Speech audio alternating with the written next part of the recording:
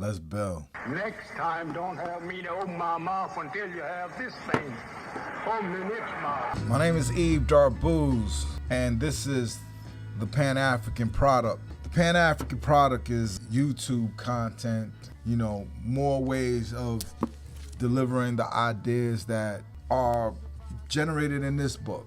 This book is about doing what you know how to do, really. When I say operationalizing the Pan-African state, that's what CEOs tell me. They say, Yves, could you, operationalize some of the ideas that we talked about in that conference call?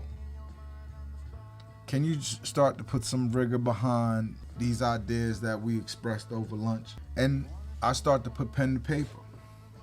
I start to look at data. I start to formulate questions from that data, and I start to propose solutions to stakeholders and have conversations, really understanding the customer and the organization that is delivering that product to the customer.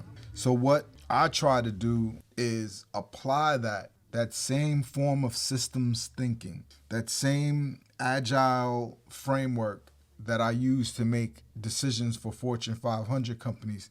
Can I do it? Can I use that into designing a Pan-African state?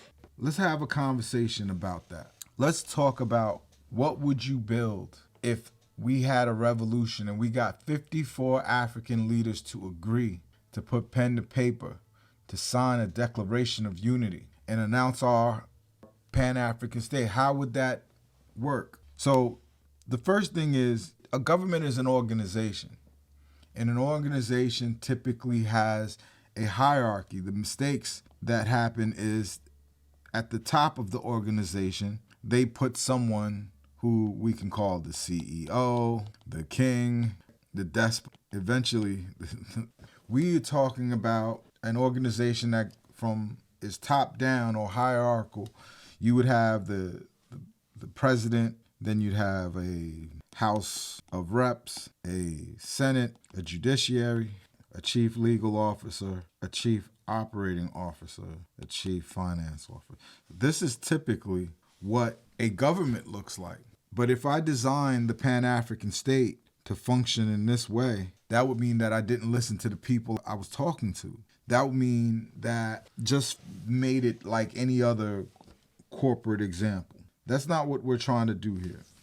This doesn't fit for the Pan-African state. Let's talk about what the Pan-African state is, because it's definitely not a hierarchical structure. It's more of what is called a mixed hierarchy. A lot of the things that we're doing are mixed. A lot of the times what we're doing is that we're hybridizing. We're taking what works and applying it to other things that work, to formulate one new idea, taking the best of all ideas. I don't have a preference when it comes to political structures or economic structures. I look into the world, I look into the market that is the world, and I ask myself, what is working? What is going in the world? No matter what it's labeled as, no matter what it's called, what works? That's where I start. That's where I focus. And on the Pan-African state, I took into consideration things like the fact that absolute power corrupts, the fact that truly functional government work from the bottom up. It sounds like you're defying gravity, but you're not. When you take care of your people, it creates a foundation, a strong foundation for the makeup of your company, your country. If you think cynically, like Ronald Reagan did, that you don't want a population of educated people because they saw how many people were getting their degrees for cheap or free at community colleges, and they didn't like that. They wanted their constituency to be stupid. They wanted the elites to be the only ones that have education. So these new people finding cheap state schools and free local, city colleges and things of that nature, they didn't want that. because for their system, it is inconvenient to have intelligent people. Where in the Pan-African state, we use this political construct to allow the cream to rise to the top of whatever profession or whatever ideas, to find talent, to get rid of nepotism, which is a disease in Africa. It keeps people from finding competent talent in a country where there's brilliant people. On every inch of ground in Africa, there are brilliant people. Now, just like the United States, you have 1 percentile of intelligence, you have a 5 percentile of intelligence, you have 15 percentile of intelligence. But no matter what, the smart people or smart at particular things are always going to be the lower percentile. It's how do we find them and plug them in to our workers for the benefit of everyone. The Pan-African state exists to amplify the voices of the people. Right? The people are an arm of the Pan-African state, something that you couldn't do before because you didn't have the technology. Now that you do have the technology, that bothered me. You can use the security in your mobile phone to guarantee or to assure that your thumbprint and your visual face, that the camera that takes the picture, allows you to use these security methods built into your mobile phone already to make it possible to secure voting and for the people to vote on military budget. That's the people vote on the military budget. Healthcare, if it's not working, let's fund it. Let's figure out how do we perfect it. It won't be perfect to start, but with the people's ability to vote towards a direction, that allows you to iterate on your healthcare, iterate on the healthcare system, and make it better. We are empowering the people in the system. There's a secondary way that the people are empowered in our system. It is in what I'm calling the tribal conference. Under the tribal conference, we are able to have 3,000 tribes represented. And I'm not just talking about the Ashanti, the Yoruba, the Igbo, the Zulu, the Berber. The more I leave out, the more people are going to yell at me. But it's not only these tribes that have existed for thousands of years on the African continent. It's the Brazilian tribe, the Cuban, the Jamaican, the Haitian, and of course, the American. All of these tribes have unique challenges, unique issues. To ignore them and pretend they don't exist is to build a Pan-African state that will crumble, that won't make it. These are the things that fortify people. These are the things that people care about. It's not for us to say they don't matter. They do. And someone should speak for them. In the places where the technology doesn't allow them, the people to voice their opinion, we should have a system where that opinion is trumpeted by your leader or the person you elect to speak for you, to lobby for you. The tribal conference is your lobbyist directly in legislature. What they vote on and what they lobby for is for the people of their tribe, not based off of geography, based off of the traditional tribal clans and groups that existed long before most places had even any form of civilization. To try to pretend they don't matter now because we're building this Pan-African state is foolish. The threads in this tapestry are these tribes. And for now, I say 3,000. Could it be more? Could it be a little less? I doubt the less. But we find them wherever they may be. It's not the tribal conference is not based off of geography.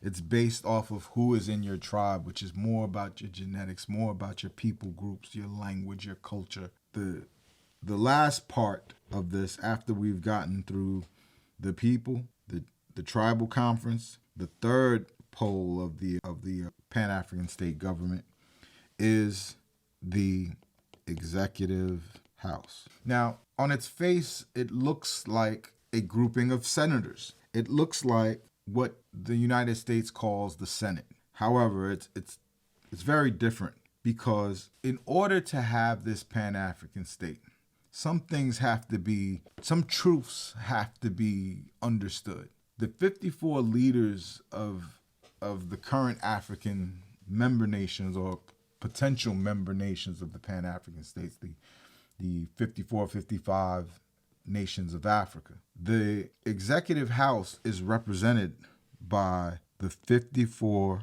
ruling executives. So Nigeria would be a member nation.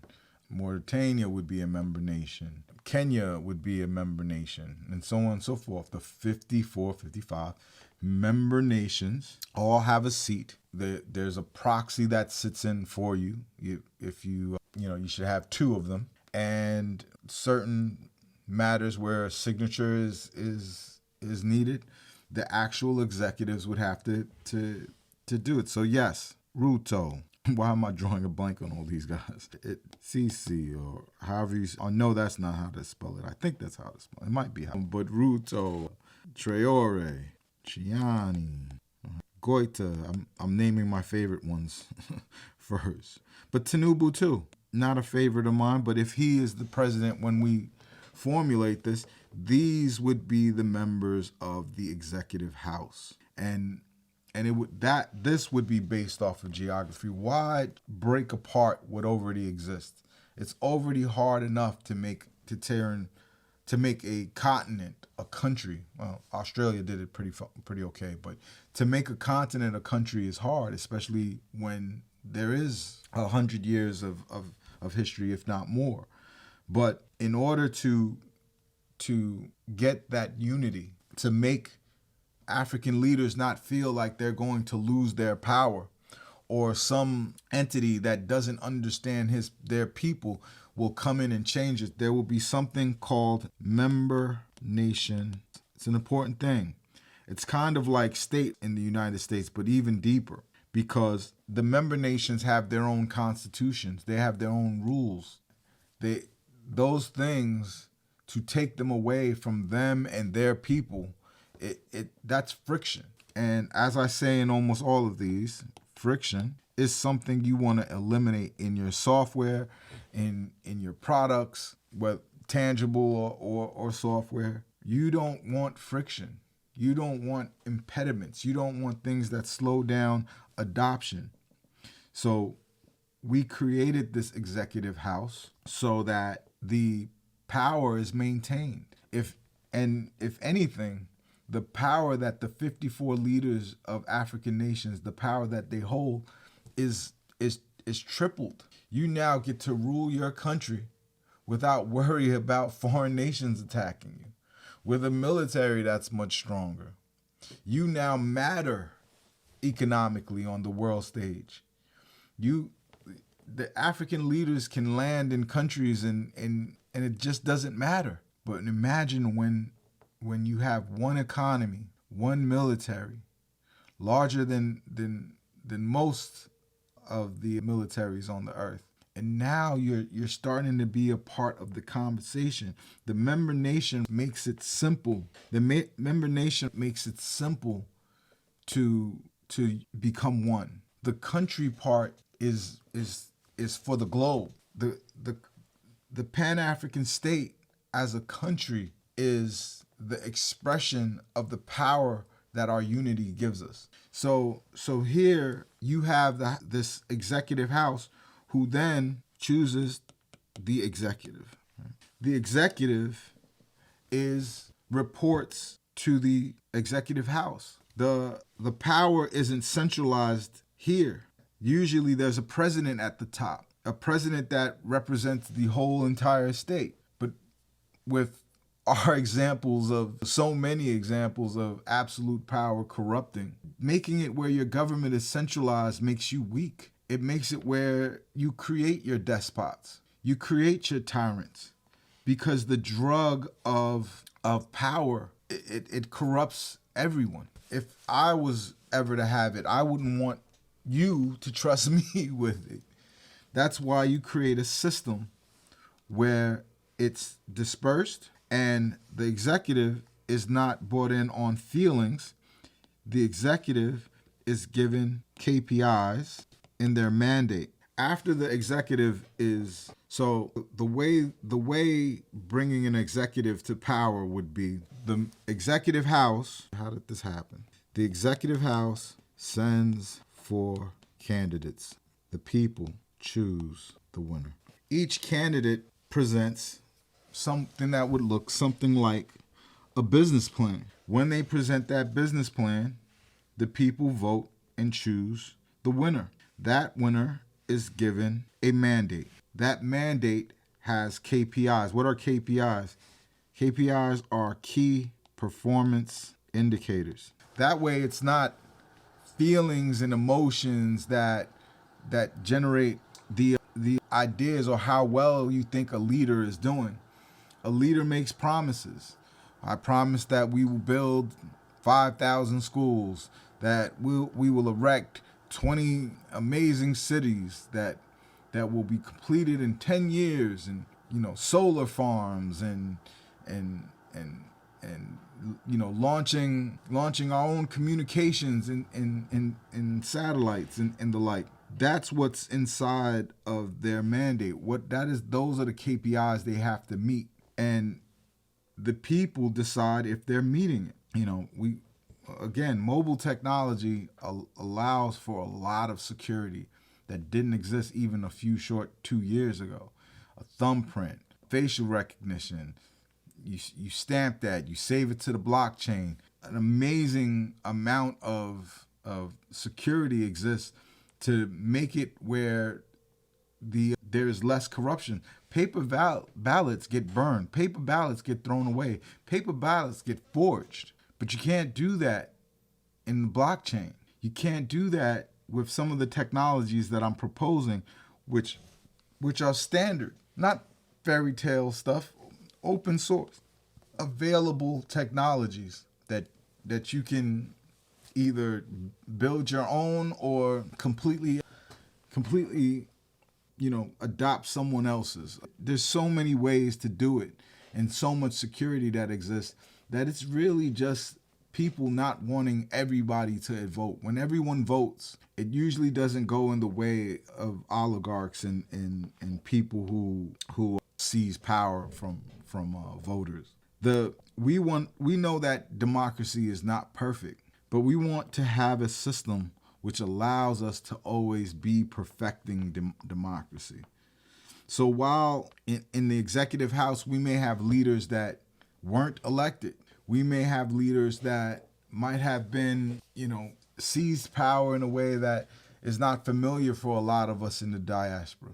We can't judge in those ways. We have to judge by the product. Every leader that joins the Pan-African state can be viewed upon as different from when they had a gun pointed to their head without much choices. Everybody could be redeemed. And that's what this opportunity is. The opportunity to build a country that looks something like this, that allows for your voice to be heard, for your culture to be the standard bearer, and to have a system that is foolproof, where there's not just checks and balances. Like, Donald Trump is supposed to have checks and balances. Doesn't mean that they don't have fascistic intentions. This is the way we get there, with a Pan-African state that makes it possible to give us security, to give us structure, in order for us to start to think about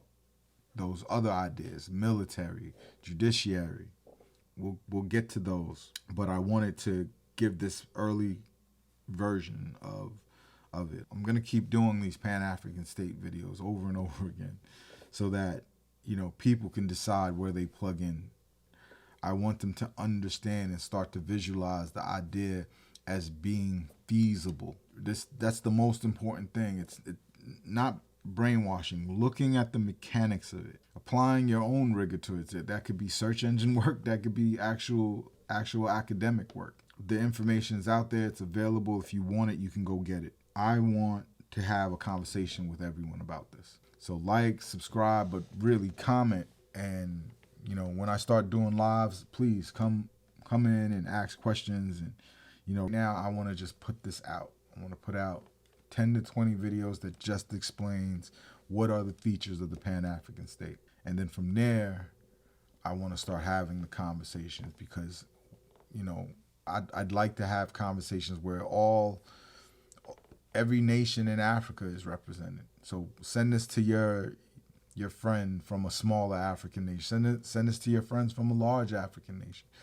Send this to people who want to change. People, you don't have to be a militant revolutionary to look around you in the United States and say, there's got to be better than this. That you're willing and daring enough to say that you can build your own thing. Not one based off of feel-good, symbols. No, one based off of realistic, offensive realism. Realism it points out something very clear. This is an anarchic world. And if you don't have the strength militarily, the economics, financially, and the population, you can't compete. But Africa has it. This construct has it. This is it. This is the game. This is what we've been, working for, and the technology makes it possible. My name is Yves, and this has been the Pan-African Product. Let's keep talking.